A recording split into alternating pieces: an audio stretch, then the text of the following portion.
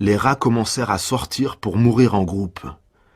Des réduits, des sous-sols, des caves, des égouts, ils montaient en longues files titubantes pour venir vaciller à la lumière, tourner sur eux-mêmes et mourir près des humains.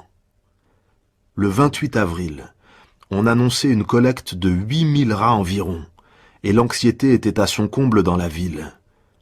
Puis vint la mort du concierge qui, il est possible de le dire, marqua la fin de cette période remplie de signes déconcertants et le début d'une autre, relativement plus difficile, où la surprise des premiers temps se transforma peu à peu en panique. Nos concitoyens, ils s'en rendaient compte désormais, n'avaient jamais pensé que notre petite ville pût être un lieu particulièrement désigné pour que les rats y meurent au soleil et que les concierges y périssent de maladies bizarres.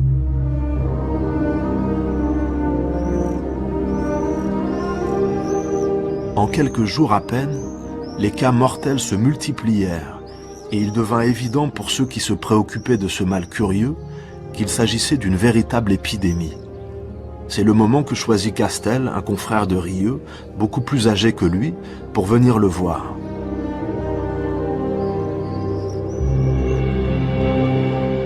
Naturellement, lui dit-il, vous savez ce que c'est, Rieux.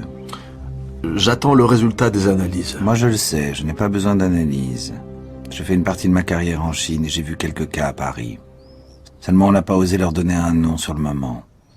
L'opinion publique c'est sacré, pas d'affolement, surtout pas d'affolement. Et puis comme disait un confrère, c'est impossible, tout le monde sait qu'elle a disparu de l'Occident. Oui, tout le monde le savait, sauf les morts.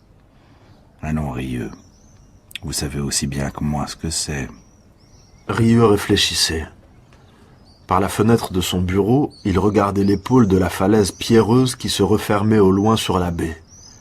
Le ciel, quoique bleu, avait un éclat terne qui s'adoucissait à mesure que l'après-midi avançait. « Oui, Castel, dit Rieux, c'est à peine croyable. Mais il semble bien que ce soit la peste. »